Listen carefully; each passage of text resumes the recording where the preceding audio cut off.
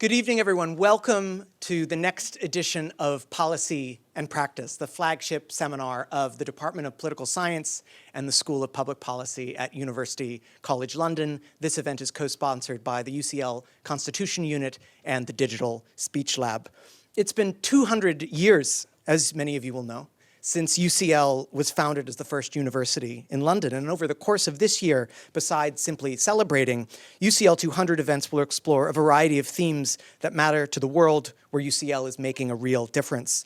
Our policy and practice seminars are part of this program, including this seminar tonight, which connects to the UCL 200 theme of fairer futures. Now, my name is Jeff Howard. I'm a professor of political philosophy and public policy here at UCL, where I direct the Digital Speech Lab, a project that examines the proper governance of online communications in the digital age. And tonight, we're going to be talking about AI in the age of democracy. Now, democracy has always been shaped by its communication technologies. The printing press transformed religious and political authority. Radio amplified both democratic leadership and authoritarian propaganda. Social media rewired public discourse in ways we're still struggling to govern. Artificial intelligence is the next chapter in this story. Now, AI holds remarkable democratic promise. It can expand access to information, translate across languages, lower barriers to political participation, and assist citizens in navigating complex policy environments. Properly designed, AI systems could enhance transparency, detect corruption, and support more responsive public administration. But AI also presents some serious democratic risks, which we will discuss this evening. It can industrialize misinformation, personalize political manipulation at scale, and flood the public sphere with synthetic voices. Generative systems blur the line between authentic and artificial speech. Power may concentrate further in the hands of those who design, train, and control these systems, often private actors operating beyond traditional democratic oversight. At stake tonight, and over the next decade and beyond, is not simply whether AI is good or bad. The deeper question is institutional. How do we ensure that AI systems are aligned with democratic values? AI is going to shape democracy. The question we want to address tonight is how democracy can shape AI. Now, who thinks that I wrote that? Who thinks that ChatGPT wrote that? Ding, ding, ding, you're correct. ChatGPT did write this. So I fed that into the newest version of Claude and asked it to critique that particular piece of writing. Here's how Claude replied. This is a competent, well-structured opening, but it reads like it was designed by committee to be unimpeachable rather than to actually move an audience. Here's what's holding it back. First, the framing is exhausted. Promises and pitfalls, not simply good or bad. These formulations have appeared in hundreds of AI governance speeches, op-eds, and panel descriptions over the past 3 years. Your audience has heard all this before. Second, it's all altitude, no ground. You offer no concrete examples, no specific cases, no particular AI system or democratic failure or success. Everything operates at the level of abstraction. Finally, the closing is just a bumper sticker. Sure, AI will shape democracy. It sounds good, but it means nothing. So kids, if we're thinking based on the intro that you could write your next essay with ChatGPT, be warned. We will use Claude to critique it when marking. Just kidding. Nevertheless, I think ChatGPT has helped us articulate some of the key themes that will probably come up in our discussion tonight. And in the discussion, we're going to be led by 3 fantastic speakers, each of whom has written extensively on a wide range of challenges connected to tonight's theme. Claudia Chwalisz is the founder and CEO of Democracy Next, an international research and action institute focused on scaling high-quality, empowered, and permanent citizens' assemblies. She helped run the world's first permanent citizens' assemblies. She also co-leads the Tech-Enhanced Deliberative Assembly pop-up lab with the MIT Center for Constructive Communication, where she explores ways to use new technologies, including AI, to improve citizens' assembly process. Prior to this, she established and led the OECD's work on innovative citizen participation, creating the Deliberative Democracy Toolbox. And perhaps most importantly, she is an alumna of the Public Policy Masters at the UCL School of Public Policy. Elizabeth Sager is Senior Policy Advisor at the Blair Institute for Global Change and the former Director of Digital Policy at Demos, the distinguished London think tank. She was previously a researcher with the Center for the Governance of AI at Oxford, and she's an affiliate of the AI Futures and Responsibility Project at Cambridge. finally, Dr. Melanie Smallman is a professor of science and technology studies at the UCL Department of Science and Technology Studies. Her research looks at the role of science and innovation, particularly data technologies and AI, in increasing inequality, and how the social impacts of these technologies can be included in ethical and policy considerations. So how it's going to work is each speaker will speak, and then we will have a bit of a panel discussion, and then we're going to open it up to you, and we really want to hear your perspectives and particularly your questions for our speakers about tonight's theme. All right, and without further ado, we're going to start with Claudia Chwalisz from Democracy Next, who's going to kick us off. Take it away, Claudia. Super, thank you, Jeff, for that introduction. Really nice to be here also as an alumna, so thanks for having me, UCL. I thought on this wide-ranging topic, it was really hard to decide what to talk about for just 7 minutes as an opening. So this will just be a start. And I did find it interesting that you said that this is about AI in the age of democracy. So I'm not sure if you realize that was a little slip, that we're actually talking about democracy in the age of AI as well. But I think it's interesting because you can think about this in both directions. And I think sometimes we also jump to the AI part of the conversation. And I thought I would start by just zooming out and being like, what is democracy and what are we talking about? And at its simplest, democracy is a system of governing ourselves where we come together as equals to decide what kind of society do we want to be living in. And I think today we've often almost shortcut the idea of like democracy equals elections, but actually elections and representative electoral democracy is just one manifestation of how we can operationalize democracy. And over the centuries, it has also taken all sorts of different forms, including direct democracy and participatory democracy and deliberative democracy. And whichever one you're maybe most supportive of, they all entail in some form, though, deliberation, meaning that we come together and we examine a topic that we're trying to decide on that affects our community, whether that's at the level of a nation or a town or a university. And we need some form of mechanism of deciding together at the end of it. So those kind of deliberation skills and competencies, I think, are really core to what it means to be a citizen in a democracy.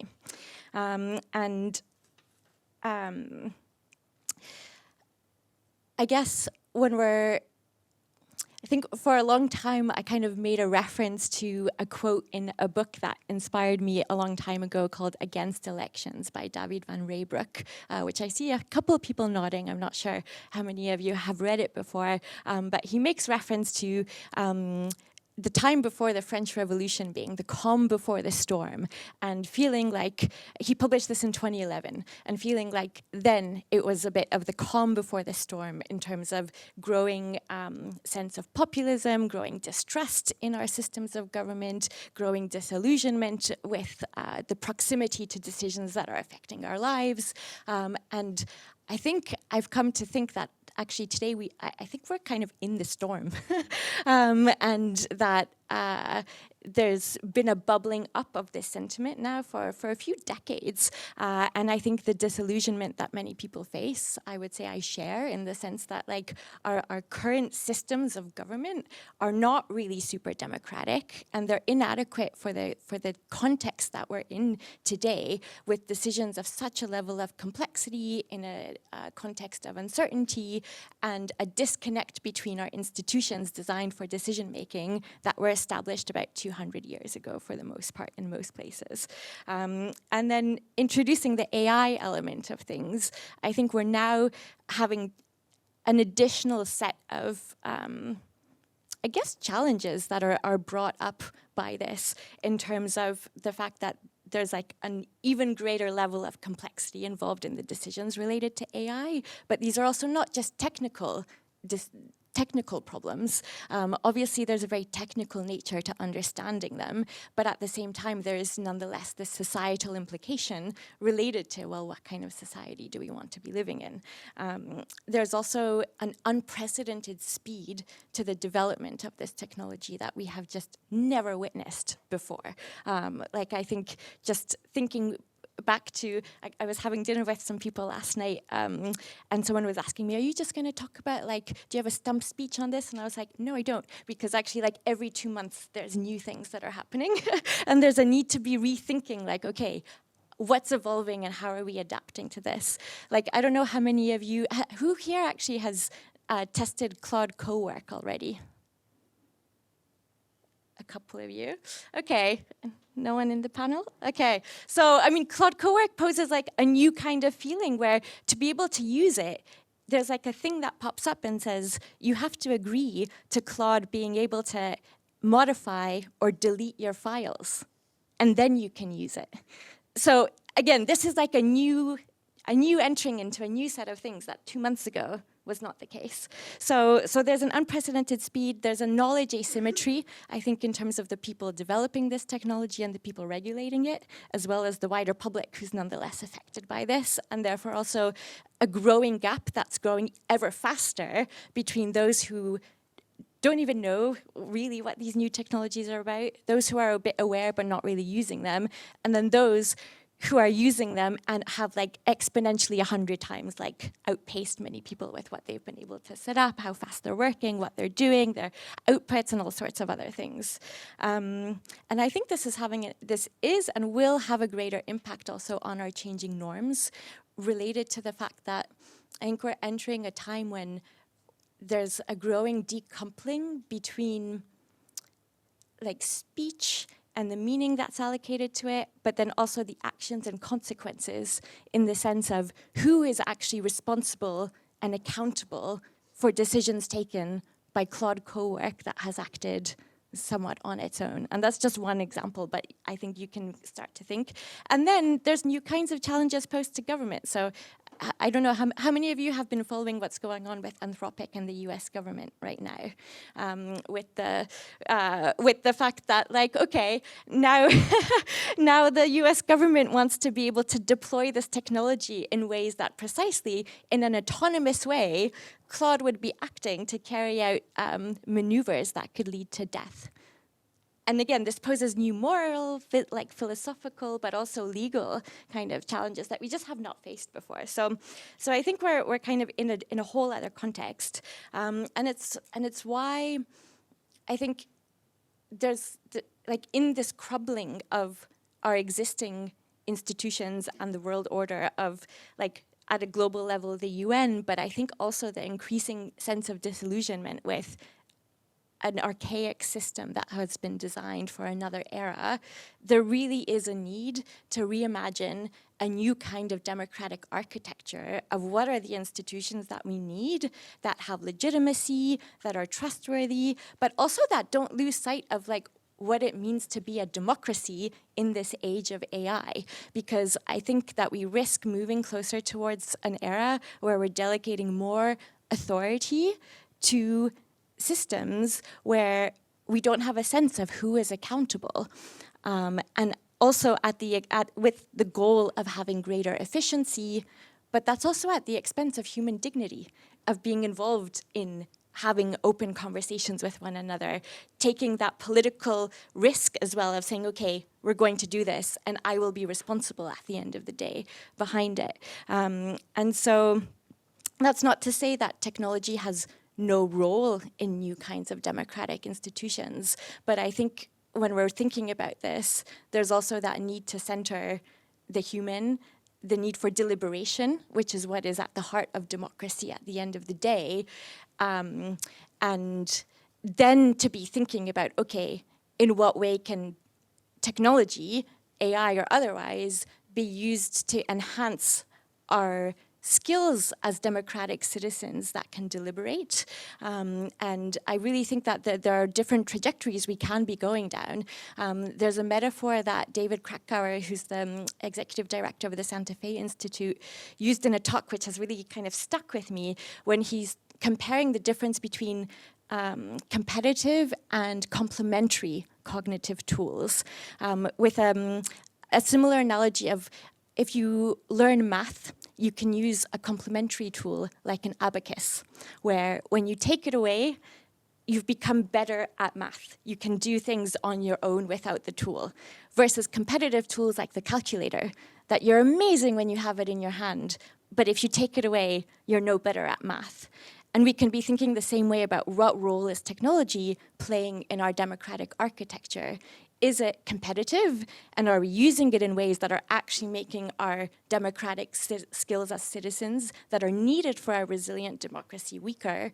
Or are we using it to enhance our capabilities as citizens who deliberate together at the end of the day? So I think, I don't know, I have more to say on all of these different threads, but I also wanted to weave in a reference to Hamilton because I went to see it last night. So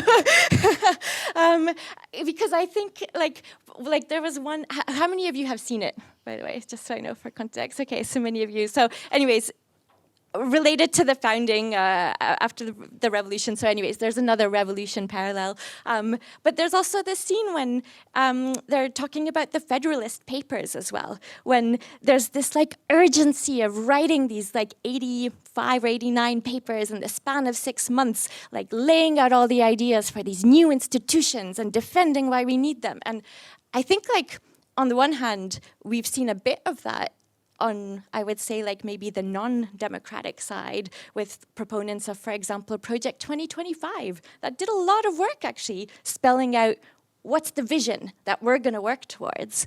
And I feel like those of us who really care about democracy and democracy now in the age of AI also need to like get our act together and be thinking about, well, what are the new institutions? I personally am not convinced it's about defending the status quo.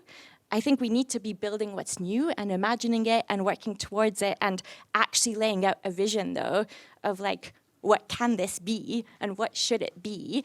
One part that's not in Hamilton that led up to the American Revolution Founding Fathers moment, though, is there were many local deliberations that happened and fed into the ultimate work of the Founding Fathers. And so I think even thinking about what's that process and where can technology support a wider mass-scale deliberation that could feed into some of these new constitutional moments is also like an interesting thing that's on my mind. So I think I'll leave it there for some opening remarks and reflections.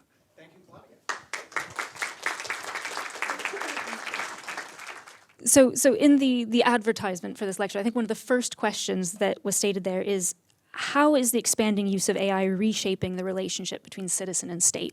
And I really want to dive into this content around citizen and state because it is so central to what makes a democracy function well. And in fact, it's very central to what's not working with democracy right now. I think there's a very strong thesis around the idea that the disintegration of this relationship between citizen and state, how citizen and state communicate, how they interact, their roles and responsibility towards each other, the trust that is held in both directions in that relationship, that disintegration is leading to the discontent, the dissatisfaction, the issues that are opening the door for the current democratic backslide and authoritarian shift that we're experiencing.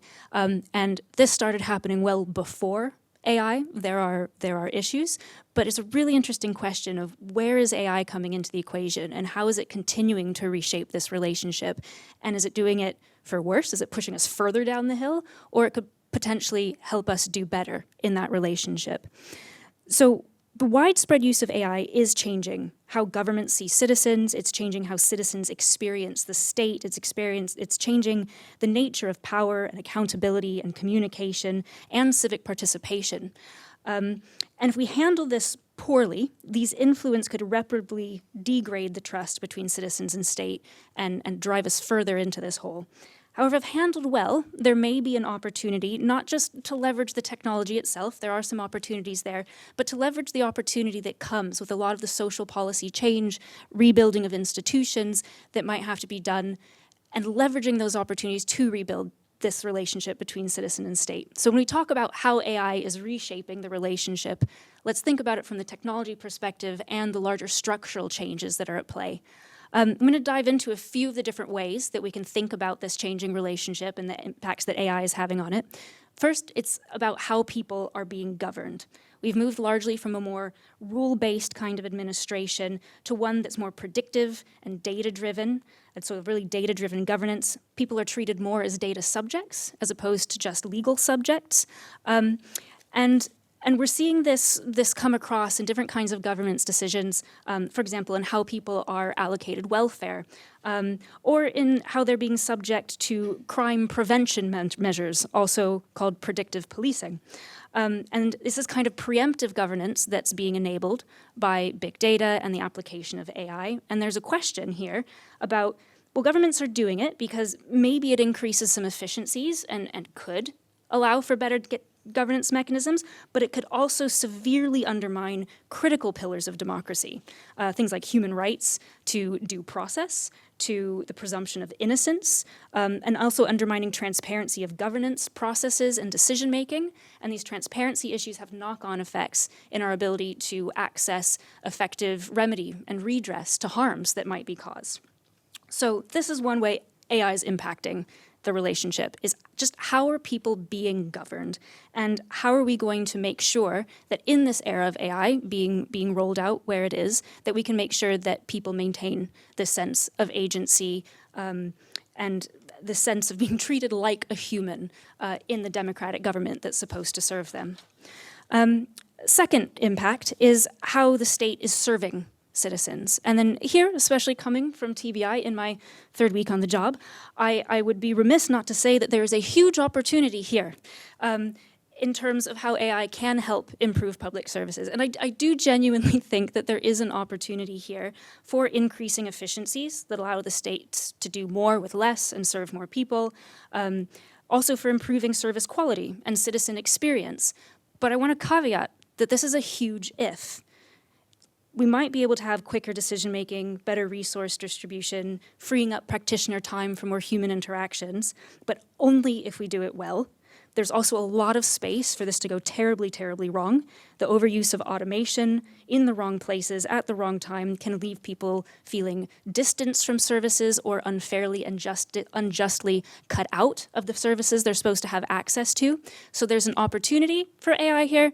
There's also a risk. It's our decision how we are going to manage that. I think a great example of where this debate is playing out is with all of the discussion around digital ID that's happening. I think there's a reality where the government is in this stage where public services, they're going to be overwhelmed. We have this bureaucratic system for dealing with individuals, the data, their claims, and we can't process them fast enough. So there is an idea that something like digital ID will have to come into play so that we can just manage the sheer volume of people that bureaucracies have to deal with and deliver services. But we could do this very, very badly in ways that undermine privacy rights, in ways that cut people away from access to their services, in ways that are really detrimental to businesses that are trying to act in this space. So let's think for a world of where we could develop this kind of public service delivery system, but in a way that's very people-centered. And we did some really great work, actually, while I was at Demos on this, also with TBI, before I was at TBI, before I knew I would be at TBI, really coming together from opposite sides of this debate and trying to understand just what are the core questions? What do people need? What are the worries people have? And trying to find, is there a way to cut through this? So this really interesting idea of navigating this tension for how it is that governments serve people. And public service is such a key point to the relationship between citizen and state because it is where most people will experience this interface with government. It is the experience they have of government serving them. And if we do that badly, that's where the relationship disintegrates. And we can do that badly by screwing up the public services, or they just don't serve people well. You don't have access to them. So finding a way to cut through that is really important. Another impact on relationship is distribution of power. Traditionally, we've had this two-way power relationship. You have the state, you have the citizens. With technology companies becoming bigger and more powerful, we're seeing this two-way relationship develop into more of a three-way power relationship with state, big tech companies, and actors. largely not just because of the funds that the companies maybe put into governments, but also because of how much governments rely on the technologies for internal functions and access to things like data centers and compute infrastructure. And this has impacts, for example, on whether democracies can be seen as democratically accountable, maybe a bleed over of corporate norms and incentives into public policy. And so this can undermine trust as well and has that impact on the citizen-state relationship. This is, of course, not a new problem. We've seen it with the oil barons of the past. We've had some great antitrust wins. So a key question of AI governance that people in my field that I'm working on is thinking about how do we implement regulation to make sure that we don't have this imbalanced power dynamic. And then finally, which I think my colleagues on the panel will really enjoy for my last point, is how AI is impacting communication and participation in civic democracy, or civic participation. We've already talked about impacts of communication with the intro around impacts on information ecosystems, deepfakes, AI overviews, manipulation of opinion, which is going to get super creepy with AI-human-bot relationships and all the nuanced data you can draw from that. And then if you get advertising money behind that, just anyway, I'm not going to go there. It's crazy. It's scary. We've talked about that. Election impacts, general degradation of trust and ability to know what you're looking at when. Is it true? Is it not? All of those problems. Democracy issues, but there's also a huge opportunity with AI to engage citizens better, to make sure that we can really listen and illustrate how citizens can actually have their voice influence policy. So this is things you might be familiar of, things like the Polis platform at Demos. We started a WAVES program where we're working with, I think it's three different city councils on adult social care reform. And using AI-enabled tools like Polis in an iterative process to do deep participatory and deliberative dives to have a citizens-led process for developing that policy. It's a way to engage a huge number of people, really depth in a nuanced way, at a lower cost than might be employed by doing a traditional kind of citizen assembly, but making sure we still maintain that human connection. So one of the things here is we need to rebuild the citizen-state relationship. A huge part of that is going to be new institutions, actually listening to people where they are, where they come from, and being able to close that loop on communication and show them how their voice actually impacts the policy decisions they make. So, to conclude, we are having a democratic emergency. It's not because of AI. AI might exacerbate it. We have a degradation in the relationship between state and citizen. It's driven by things like rising cost of living, housing costs, buckling public services, political scandals, high PM turnover, numerous defeats and tone-deaf policy announcements. And against this backdrop, we have things like mis and disinformation that are undermining healthy democratic discourse and making it even more difficult to make the kinds of policy changes we need and for democratic governance to function, which spirals downward further into distrust and evidence that the state can't function and democracy goes down the hill. So AI could help with some of this. It could help or hinder. It'll probably do a bit of both. And it's our decision to either take this opportunity to try and dig ourselves out, or we can dig ourselves a bit deeper. Thanks, Dr. Sager.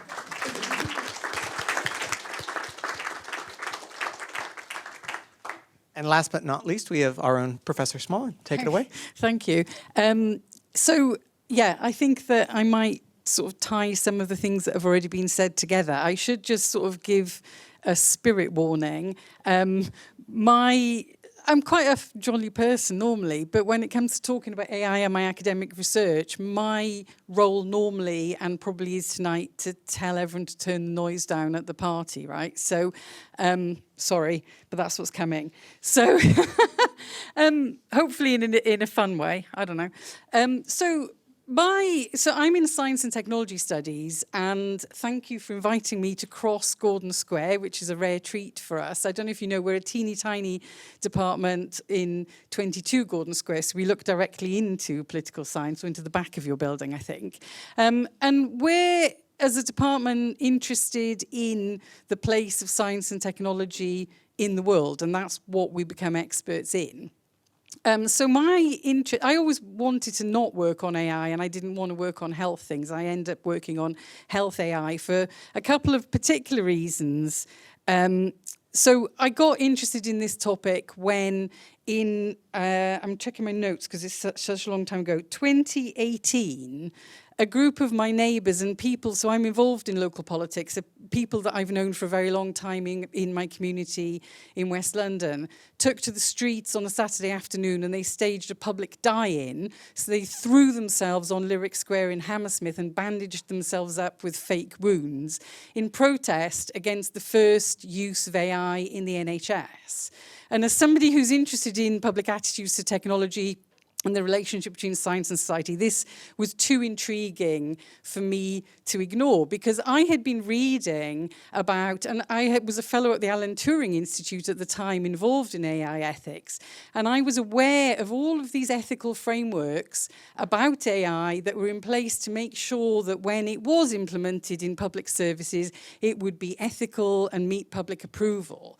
And yet these neighbours were, making public spectacles of themselves on a Saturday afternoon. So what was going on there?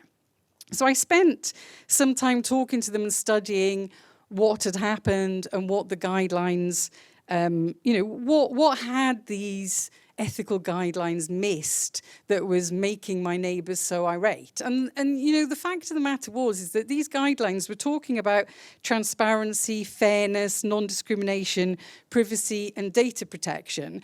But what had happened in Hammersmith and Fulham, whatever the community health thing is now called, they had bought into this GP at Hand app, and as a result of that decision, it was bankrupt. It had bankrupted the local health authority, and me and my neighbours could not get a GP appointment after 4 in the afternoon because the health authority had had to cut access to public services from 4 p.m. onwards in order to pay for this GP at Hand service. Now, if you were, 20-something and wanted to use the app, that was lovely. But for my elderly neighbours who didn't have a phone, who didn't want to use the app and did want to go and see the GP, this was before COVID when you used to go and see the GP, this was quite a dramatic downgrade in public services.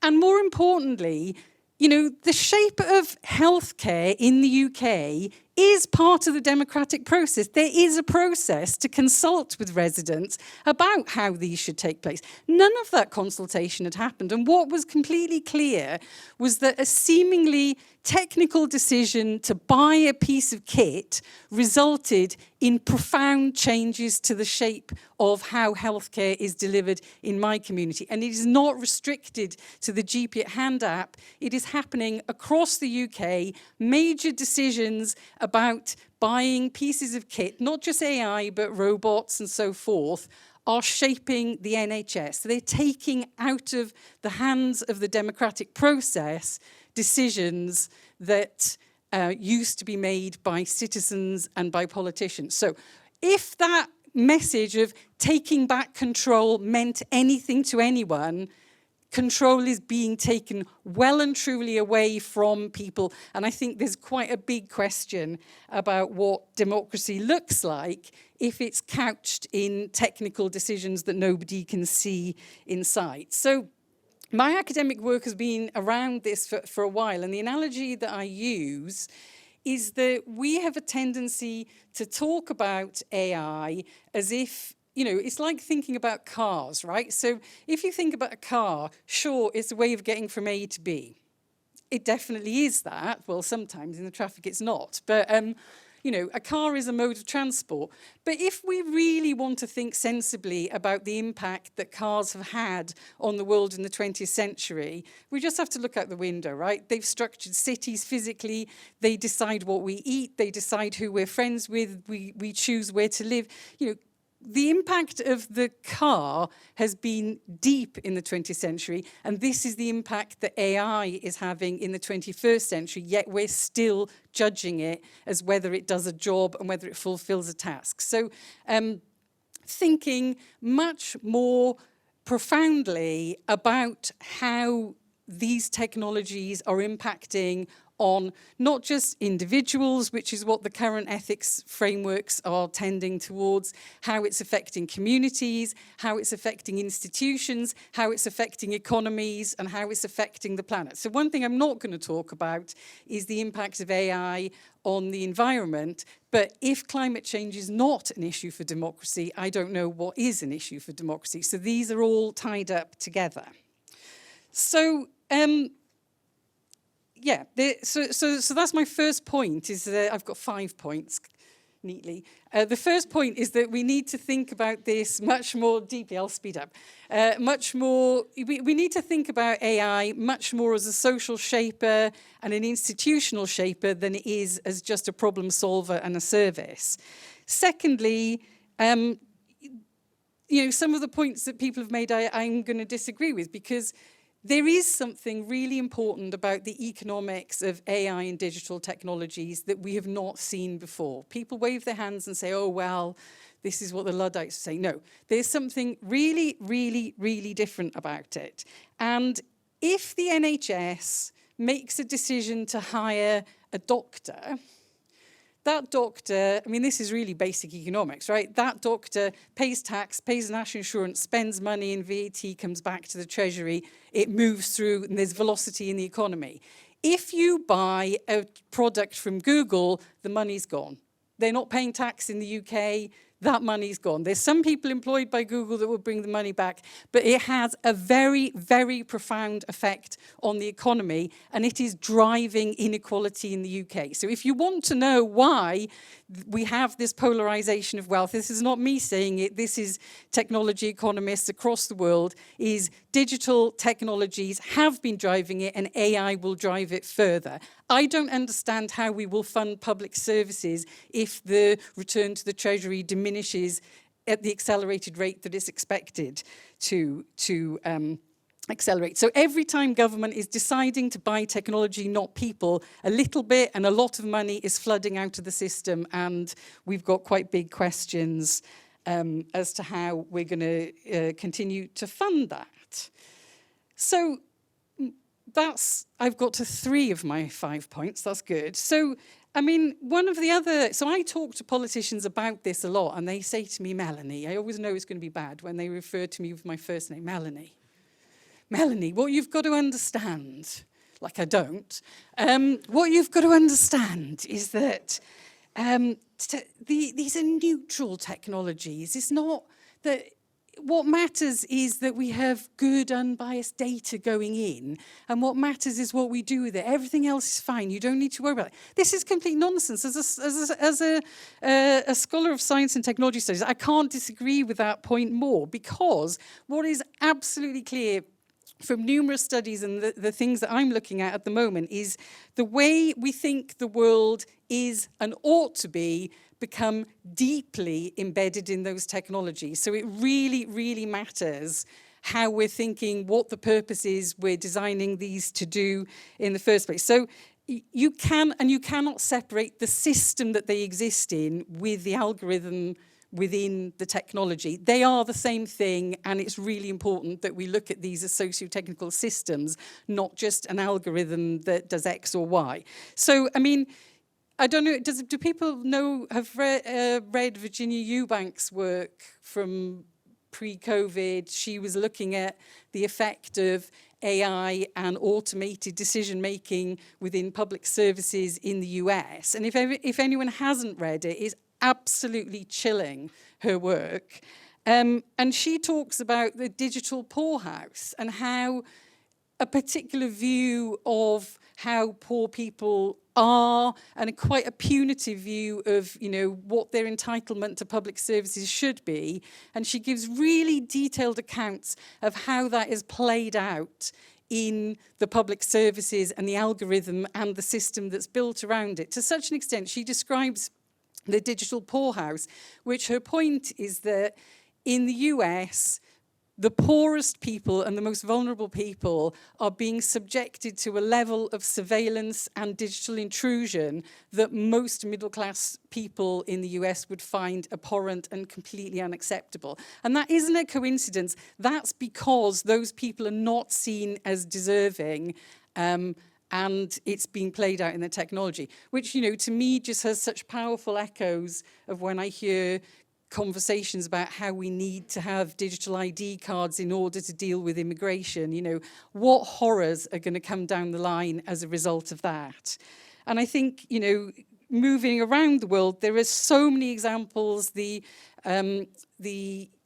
Dutch, I mean, do people know this? The Dutch government had to resign. The whole of the cabinet resigned over an AI app that had built into its heart racism and was unfairly flagging people who had dual citizenship and, you know, who owned passports to other countries, and demanding that they were paying tens of thousands of pounds back in child benefit, unfairly, incorrectly, but nevertheless, poor people went to jail over this because the algorithm had this deep racism based into its heart, not by accident, on purpose, because the government was convinced that it was immigrants that were defrauding the system.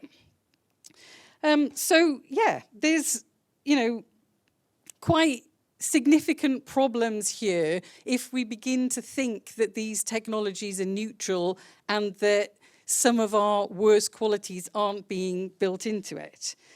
And then lastly, I actually think that this isn't a flippant question, is a serious question, which I think political scientists have been grappling with for at least most of the 20th century, is the question of what is it like to live in an extremely rational world?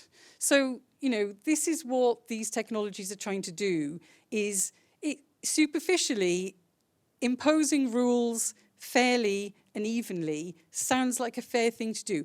But what is it like? We're finding out, what is it like to live in a world where there's no bureaucratic discretion, where there's no hope that the person you appeal to is going to be able to offer you any leniency or kindness? You know, what is it like when hope, kindness, compassion in this fully optimized system just completely disappears? Now, I would argue that's the world we're beginning to live in. And when you go on the street and you feel, I increasingly feel a sense of anger and lack of community and aggression and hostility between people. I think it's coming from these technologies. And particularly people living outside London will talk about what is it like when, if you infringe your parking ticket by 1 minute and you know you're going to get a ticket. My street in London, if you drive up it and haven't notified the council that you're already planning to drive up that street, you will get a £40 fine. What is it like to live in that world where every mistake results in a harsh penalty? Is that the kind of world we want to live in? And is that the kind of world that drives us towards more democracy or drives us towards more authoritarianism? That's my question.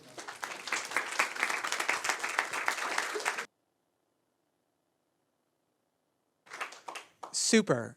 So I'll kick it off by raising a few points of tension, perhaps, between some of the speakers. And I'd like to start with you, Claudia, and ask you about your claim that we need a new democratic architecture. And I'd love to invite you to tell us a bit about what kinds of institutions are you envisaging when you talk about that architecture, and what are the challenges in realizing them?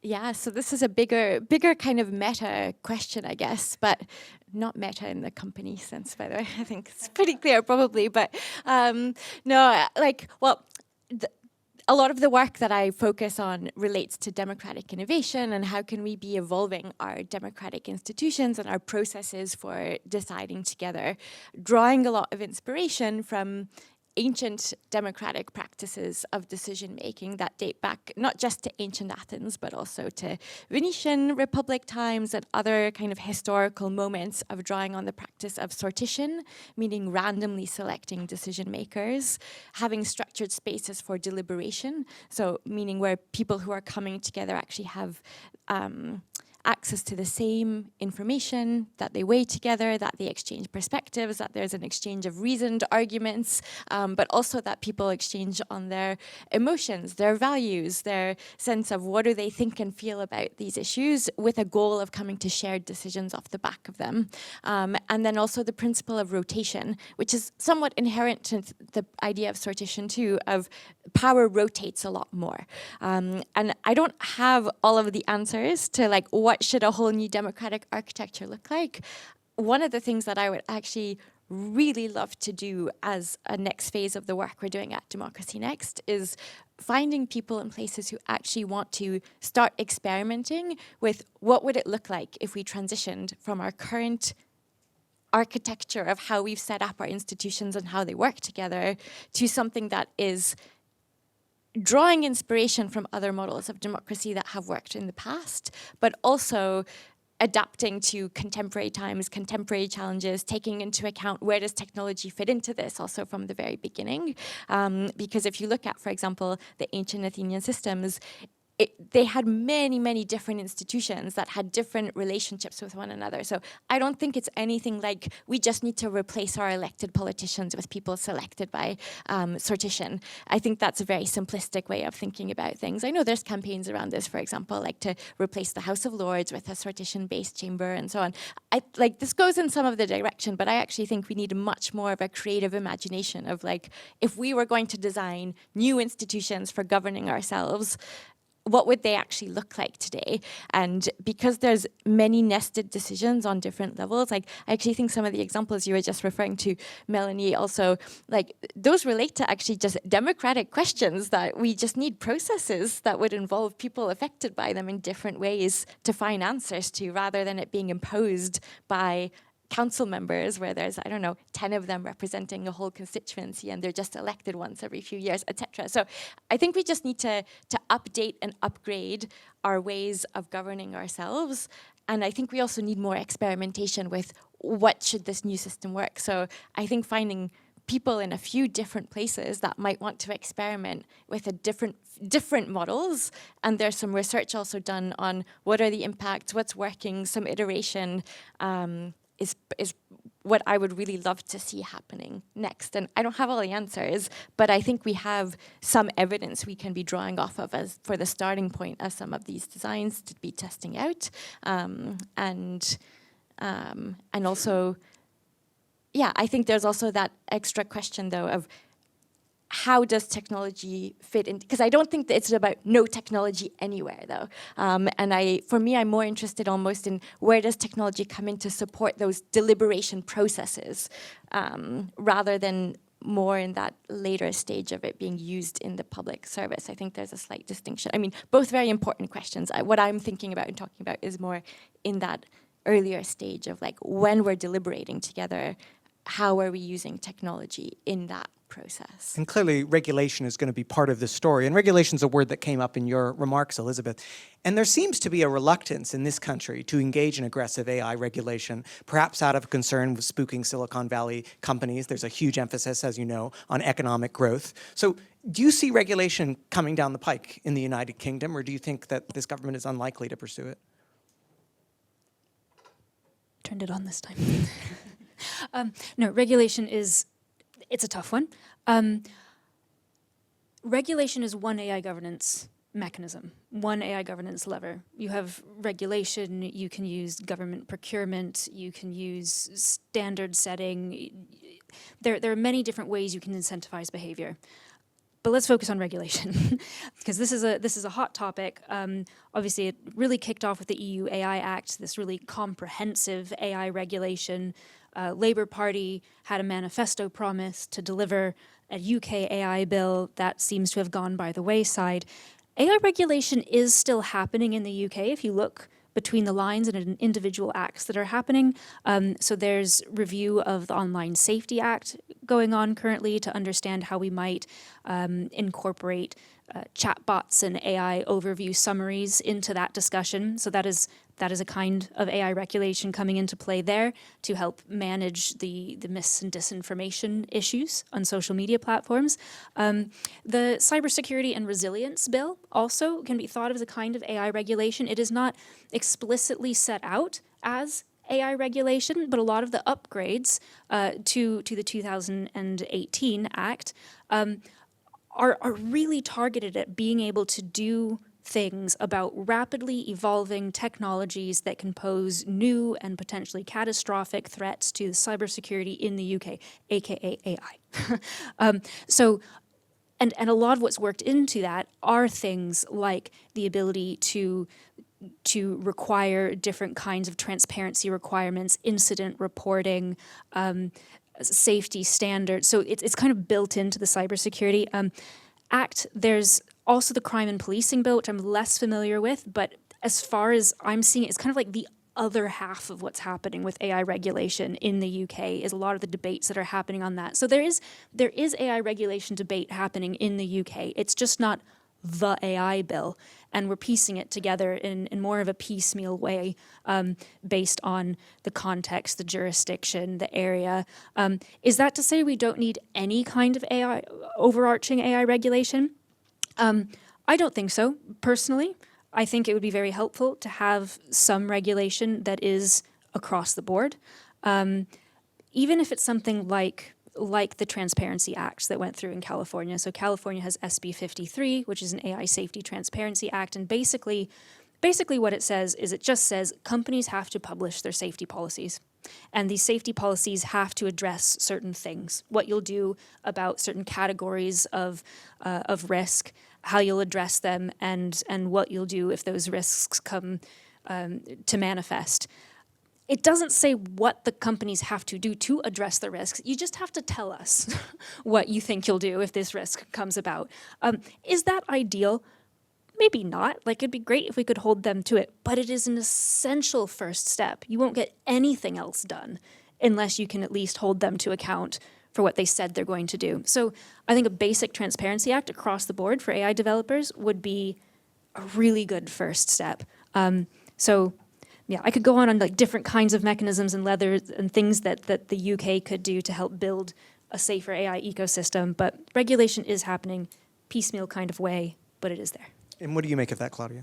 Well, I think like just the one point I kind of want to add on and off the back of that, which emphasizes the point I'm trying to get across, is that like precisely around all of these kinds of decisions, these are not just technical problems, and yet it's really driven by experts, and then it's the MPs who are voting at the end of the day on this. And where is the public deliberation on it? So where is the involvement of people who will be affected on these? These are ultimately societal questions, and why having processes like citizens' assemblies that choose randomly a broadly representative group of the wider public and all its diversity, creating the conditions for them to be with the complexity of those issues, and then to grapple with also the values-driven dilemmas that underpin them.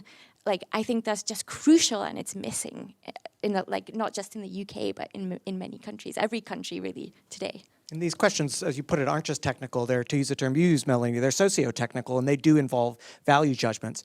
Melanie, before opening up to the room, I wanted to ask you how deep your skepticism goes. So if Donald Trump and Xi Jinping had a conversation, they said, you know what, should we collaborate to just compel the pause of the development of new frontier foundation models, and we just hit pause on the development of AI? Do you think that that would be a welcome development? I mean, I'm fairly agnostic about that. Probably in environmental terms, it would be, we haven't solved this problem, right? Everyone says it's, don't worry about the water and climate, but we should be worried about the water and climate.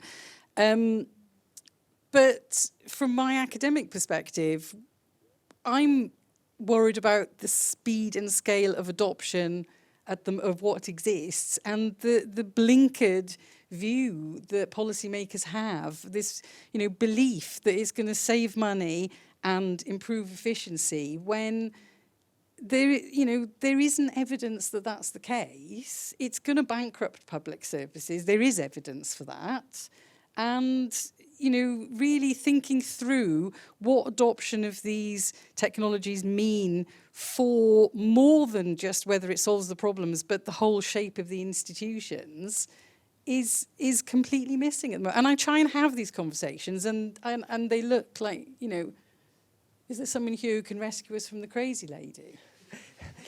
Elizabeth, do you buy this point about bankrupting the Treasury? Or do you think that the efficiency gains might result in actually quite the opposite outcome? Yes and no. I think, I mean, this was something I wanted to talk to specifically. This example of, like, how do we fund the public services if the return to the Treasury is diminishing? I think you made an excellent point about the fact that, say if we have these AI systems that do so much of people's job, and those AI systems are owned by a company, those AI systems aren't paying tax. So, like, Treasury is going to run out of money. So how are we funding these public services? That is a huge problem. I don't know that the answer, though, necessarily needs to be, so don't use AI. What if we thought way more proactively, ahead of the game, about the kind of social policy changes that we're going to need to imagine a world in which AI exists, doing the AI things, but it's also a world in which people can benefit from the gains from the AI, whether those are economic gains or gains like leisure because of increased automation. So if you think about previous industrial revolutions, you're gonna love this. Previous industrial revolution, like that was hard. A lot of people suffered a lot. We come out the other side, we have a 5-day work week. So we get to 5, like, we have ended in this place, and being able to be in this place because of the space that some automation has allowed us to get to. We're going to go through another really, really intense transition like this. A lot of people will be out of work.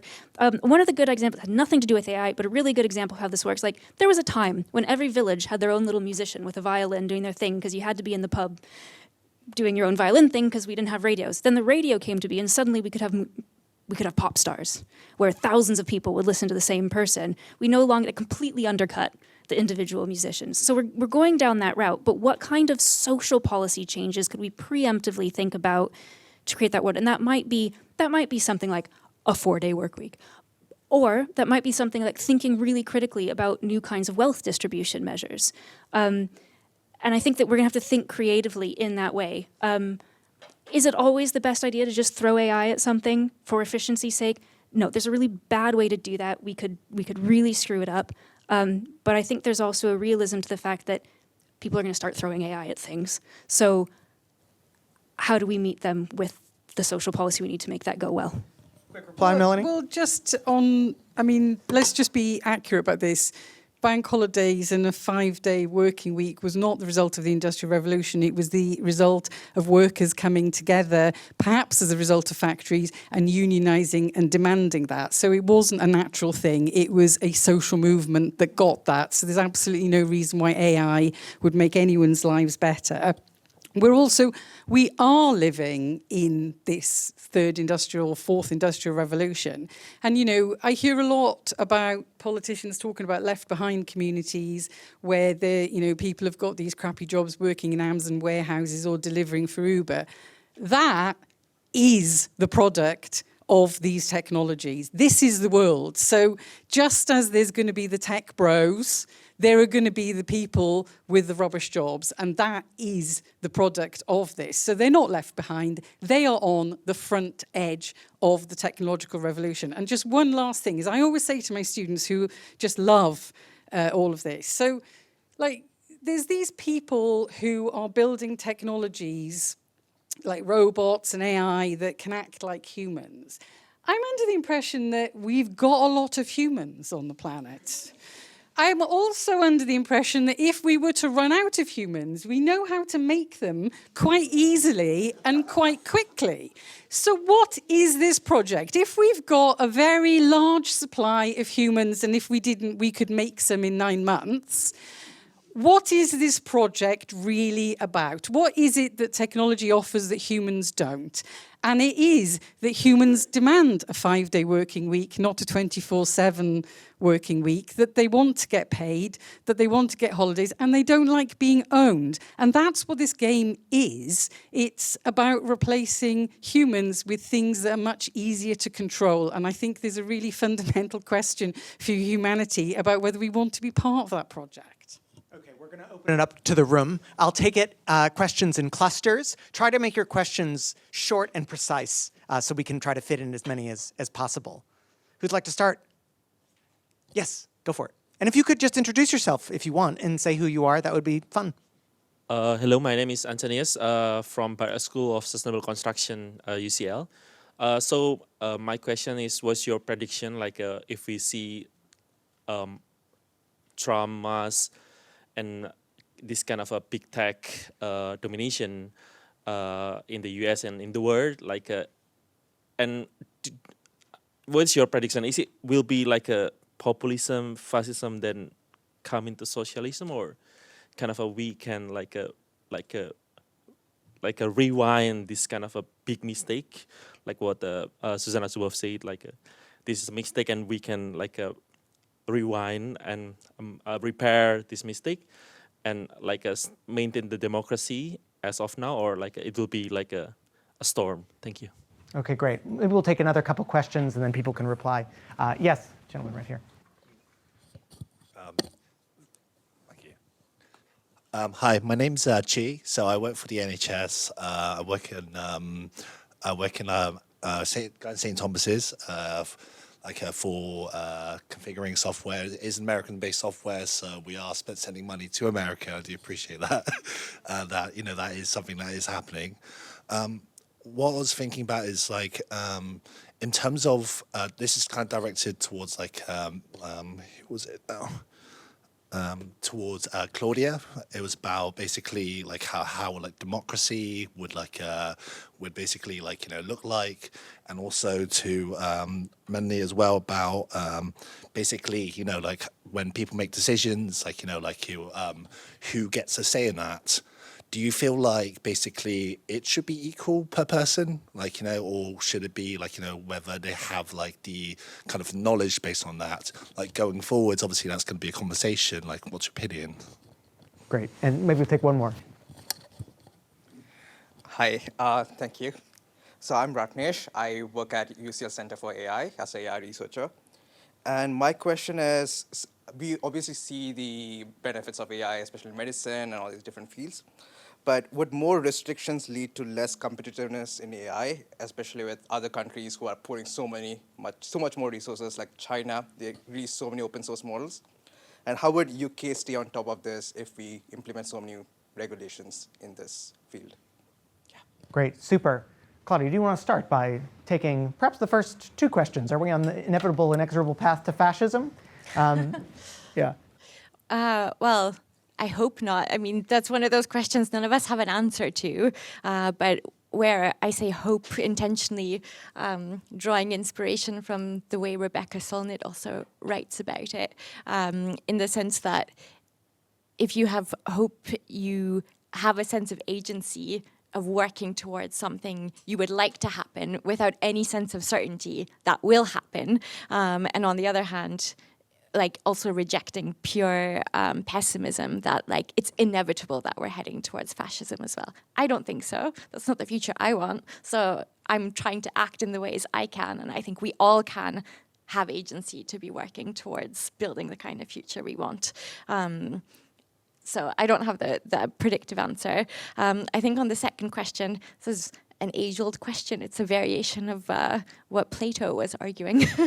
At the end of the day, it's like, should we have decisions delegated just to those who quote unquote have the right competencies or are good enough to be able to answer them, or should we actually have a democratic way of involving people, meaning that actually everyone would be equal and equally considered? So I personally have a belief in the latter, that everybody does have the dignity, the capacity to be involved in shaping decisions that affect their lives, and that our our goal should be, how do we create the conditions that enable that to be possible, actually? So I have a really strong belief in that. And what about regulation and the possibility that if we regulate and others don't, we're engaging in this competition with one hand tied behind our back? Okay, so would more restrictions lead to decrease in competitiveness? And if so, what does that mean for the UK? My answer is, it depends, which is the completely non-answer that my dad used to give me to every question growing up, and it just drove me crazy. The reason it depends, though, is because it depends what kind of restriction, what kind of regulation you're putting in place. Are you regulating too much, too little, in the wrong way? What's your industry? There are cases where clear restrictions and regulations have made the industry. The industry exists because we put regulations in place. Would you get on an airplane if there were not regulations, restrictions, testing requirements for airplanes? No. That industry exists because there is a strict regulatory industry. Other emerging industries only existed once we were able to put regulation in place. So like in vitro fertilization was something where there's a huge multi-billion-dollar industry around this kind of reproductive health that did not exist until we had the health standards in place. Synthetic protein is another good example. So lab-grown meat. We can't put it on the shelves because there's no structure for it. We don't know how to test it. We need to develop that kind of regulation, the standards around it, so that we can build a massive industry around lab-grown meat. So there are really clear cases where regulation actually makes the industry and drives the competition, and the people who set the standards drive the industry. Now, I think in the case of AI is a huge range of technologies that we're talking about. Everything from like basic algorithms that predict weather, or just basic algorithms, to like frontier cutting edge AI stuff. And there's going to be regulations in different places that might facilitate or might dampen the competitive edge depending on what they're being put on.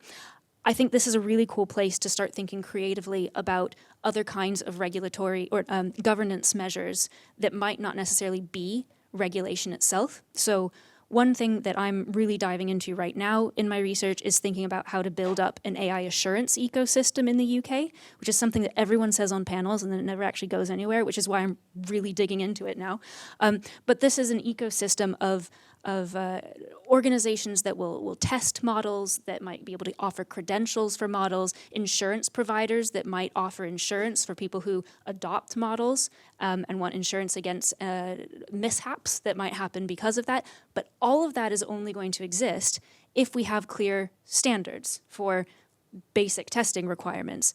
We could regulate that, or we could have a situation where the government says, well, we won't procure anything unless it meets these standards. And then it kind of becomes a de facto standard. And then insurance companies will insure based on it. And then the model testers will test based on it. And then we need a third-party auditing system as well for that external accountability. And suddenly you have this massive assurance ecosystem maintaining standards in a way that drives trust in the technology, drives adoption in the technology because of the trust in the technology, and you just built a huge new economic ecosystem that would fit really well in the UK because of all of the AI safety expertise we've brought in and the fact that we already have a really strong professional services industry. That's my long and short answer. Great. I'd love to take some more questions, maybe from over here. Yes. Hi, everyone. I have a question about democracy and AI at UCL. There are some serious ethical implications with UCL's partnerships with AI companies. Members of the community are really concerned about the development of these partnerships. Some AI companies have been proven to be complicit in genocide and mass murder. Even workers at Google DeepMind are raising questions about their own complicity.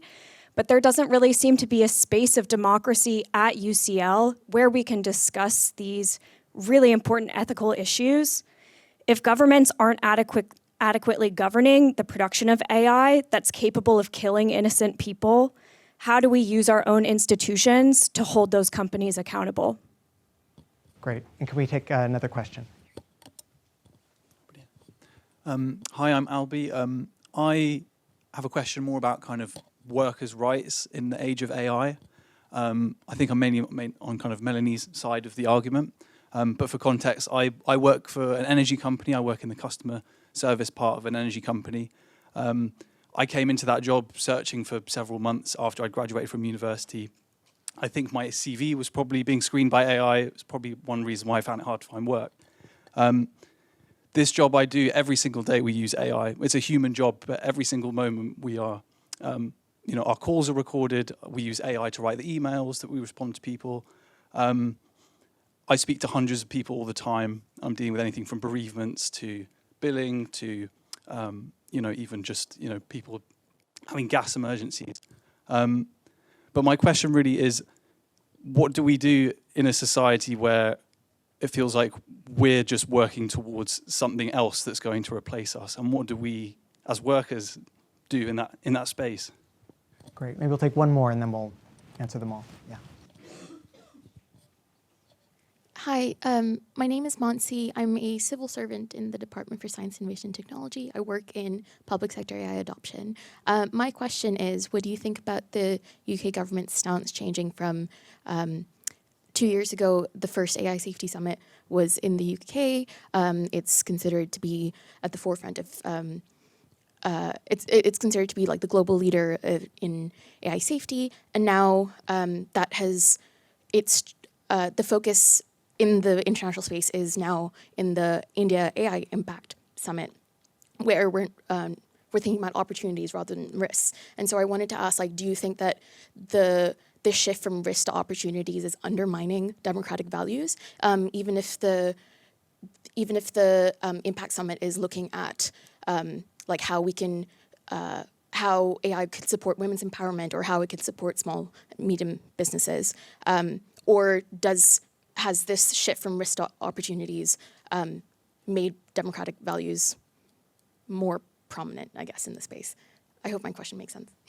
Yeah, great, super. Maybe we'll start with the first question, and this can be a space of democracy for us to engage in discourse on exactly these important themes. How should we think about the relationship between universities and big tech companies? I think it's a completely fair question, and I think it's a question where we need clear ethical guidelines and principles. Do you have thoughts, Claudia, about how to engage with AI companies without getting captured by them? Yeah, I mean, I feel like I'm not the one that should have the answers to that question almost, and I feel like maybe I'm repeating myself, but I think the kind of greater point about the need for new kind of institutions and mechanisms of democratic governance doesn't just apply to when we're thinking of government and the state. It applies to all sorts of institutions of daily life, including universities. And so to me, there's more of a question of actually, how are such decisions being taken? Who's taking them? What's the involvement of students, of faculty, of professors that are here? I think that there's a wider question that starts to come up about people here are all, students at UCL are also affected by this, yet there's no agency in the decision making around this. So there's been more and more universities also experimenting with things like citizens' assemblies, some of them just with students, some of them bringing together a mix of students and faculty together around different kinds of decisions. And I think that's also the kind of innovation that we need to see more of in terms of actually involving people in this kind of decision. I don't think it's for me to try and have an answer of what should you be doing. I think actually there should be a different process in place around how is UCL deciding that relationship. And Melanie, do you want to speak to this issue of workers' rights? Well, to some extent, I don't really have much to say about workers' rights. I think that my comment would be sort of zooming out more and perhaps about a few of the questions which might help the question of workers' rights. And I think, my position has been, so lots of questions are being framed as, should we or shouldn't we do AI, and what happens if we don't? And I don't think that is necessarily what I'm saying. I think that what I find a bit depressing about the whole business is the lack of imagination in ways of doing AI. So, every single AI company is a private company owned by shareholders, which sucks the profit out. There are co-ops. There could be, public-owned businesses. There could be models of running AI which doesn't screw the workers and screw, there could be worker-owned AI companies which would give you a very, very different experience. And I mean, this is not, The Economist has been arguing that workers need more equity in the companies. It solves the problem of how you fairly tax these companies if workers are getting shares of the profit. So, I don't understand. It's not, shall we have AI or not, and how hard should we regulate? But there's, a huge space in the middle of, there's somebody at UCL who is developing a new, the recommending thing, which Spotify and Amazon have got. If you like this, you'd like that. And they're all, why is the BBC using a system that's recommending that people become part of a thought bubble? So there's somebody at UCL who is trying to develop a recommender system that enhances democratic engagement by encouraging people to experience different viewpoints. So there's lots of other ways of existing with this technology that would enhance people's lives, but we're never having these conversations. We're just talking about regulation and not doing AI. And, there's lots of interesting things in the middle. Great. And we'll give you the last word, Elizabeth. And if you're willing to speak to this question of whether the shift from AI risk and AI safety to AI impact and opportunity, that would be useful as well. I was just going to say, I think you might have just agreed with me on something. Which is very cool. But I love this point of the creative thinking about how do we exist. It isn't, and I think this is what I was trying to get to earlier. It's not do we do it or do we don't do it. Words, but how can we think about creatively how to do it? So to your question around the workers' rights, AI is a technology we are developing to try and make life better for people. If it isn't making life better for people, we're not doing it right. So and we can do this through regulation, like TUC's employment rights bill that they've proposed. We can do it through creative thinking about structures. In the end of the day, it needs to be about people, and we need to keep that center. Just coming to the AI Safety Summit question really quick. You're right, it's been a really interesting shift. I was at both summits, and it was a crazy shift from this really hardcore frontier AI safety, end of the world, what do we do about it theme, to the India Summit, which was all about impact and adoption. I can say that safety has maintained as a thread through all of these conferences, especially through the work that's been done around the central coordination of the International AI Safety Report, which is a really great state of the science paper, really in-depth, well-resourced, well-referenced, well-evidenced about the state of AI capabilities, the risks they pose, and the kinds of mitigations we have against them, and that has maintained as a pillar through the whole thing. So I'm heartened by that. In terms of the future of the AI Summit Series, I think it's very likely that what's going to happen is that individual countries that host the series are going to continue to state their theme based on what serves their national priority, national interest, to put their flag in the ground.